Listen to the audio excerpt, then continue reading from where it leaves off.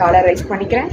Kick come back, kick come back, kick kick come back, kick come back. Okay, இதோட slider இன்னொரு variation இருக்குது. ஸ்ட்ராங்காக kick பண்ணுறது முடிஞ்சவங்க try பண்ணுங்கள். பாருங்கள், உங்களோட ஃபுல் எனர்ஜி கொண்டு வந்து அப்படி ஒரு கிக் கொடுக்குறோம் இல்லையா, அதுதான் நம்ம இப்போ பண்ண போகிறோம். பாருங்கள், full energy kick, full energy kick. So இந்த காலை ட்ரை பண்ணலாம். இந்த மாதிரி ஃபுல் எனர்ஜியோட கம்ப்ளீட் த்ரஸ்ட் கொடுக்கறதுக்கு பாருங்கள். Kick kick. தென் இந்த எக்ஸசைஸால் நிறைய பெனிஃபிட்ஸ் இருக்குது நம்ம உடம்புக்கு.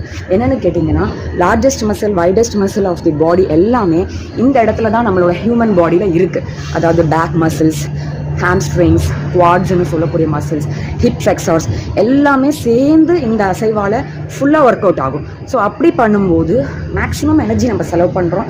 ஸோ வெயிட் லாஸ்க்கு யூஸ் ஆகும். கேலரிஸ் பர்ன் பண்ணுறதுக்கு, சுகர் இருக்கவங்களுக்கு கட்டாயம் ட்ராப் இருக்கும். அண்ட் தென் கோரையும் நம்ம டைட்டன் பண்ணி தான் இது பண்ணுறதால வயர் இருக்கவங்களுக்கும் ஃப்ளாட் ஆகிறதுக்கு நிறைய சான்சஸ் இருக்குது. அண்ட் தென் மெயின் 2 பெனிஃபிட்ஸ் என்னன்னு கேட்டிங்கன்னா, இதனால் நம்ம உடம்பை பேலன்ஸ் பண்ண கற்றுக்குறோம். இது என்ன பேலன்ஸ் பண்ண கற்றுக்கிறது? பிறந்ததுலேருந்து நான் நின்றுட்டுருக்கேன், நடக்கிறேன், இது என்ன புதுசாக பேலன்ஸ் இதுலேருந்து கற்றுக்குறோம் தானே கேட்குறீங்க. அதாவது நம்ம வயசு ஆக ஆக நம்மளோட உடம்புல பேலன்ஸ் மெக்கானிசம் ஸ்லோவாக கம்மி ஆகும்.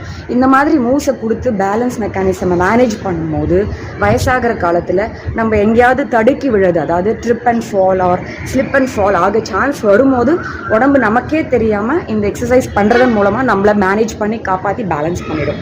ஸோ அதனால் நமக்கு ஆக்சிடென்ட்ஸ், அதாவது நமக்கே தெரியாமல் வழுக்கி விழும்போது இல்லை எடறி விழும்போது நம்ம காப்பாற்றிக்க முடியும்.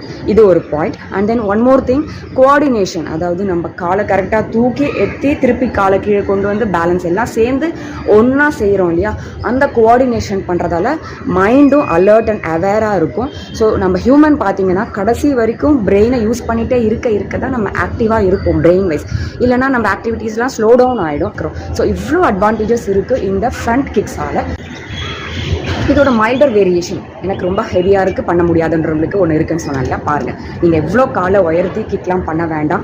இருந்த இடத்துலையே சிம்பிளாக பாருங்கள், ஒரு கிக், அவ்வளோ. காலை ஃபுல்லாக ரைஸ் பண்ணணும்னு நான் சொல்ல மாட்டேன் உங்களுக்கு. இங்கே பாருங்கள், ஒரு கிக். இது கூட பண்ண முடியலையா, தரையில் வச்சு இப்படி ஃப்ரண்ட்டில் கொண்டு போயிட்டு வாங்க. இல்லை கிக் பண்ண முடியலையா, அட்லீஸ்ட் காலை கொஞ்சம் கொண்டு போயிட்டு வாங்க. இங்கே பாருங்கள், இது பண்ண முடியும் இல்லையா, அப்புறம் சப்போர்ட்டும் வச்சுக்கோங்க. ஓகே, ஸோ இந்த மாதிரி ஸ்லோ அண்ட் ஸ்டெடியாக பண்ணலாம். எடுத்த உடனே நீங்கள் முழுசாக எடுத்து கிக் பண்ணணும்னு நான் சொல்ல வரல. முடியாதவங்களுக்கு ஒரு ஸ்டெப் பை ஸ்டெப்பாக போங்க. ஸோ தட் அச்சீவ் பண்ணுங்கள். ஒரு நாள் இல்லை ஒரு நாள் நீங்கள் பண்ணி முடிக்கணும். ஸோ அப்போ தான் உங்கள் பாடி நல்லா ஃபிட்டாக வச்சுக்க முடியும். ஸோ நான் இன்றைக்கி சொல்லிக் கொடுத்த ஸ்டாண்டிங் ஃப்ரண்ட் கிக்ஸை ப்ராக்டிஸ் பண்ணிகிட்டே இருங்க. நாளைக்கு நான் second day of series 4-5 days 5 moves கூட வந்து உங்களை பார்க்குறேன். அது வரைக்கும் stay tune to my channel Fitty 50. Bye.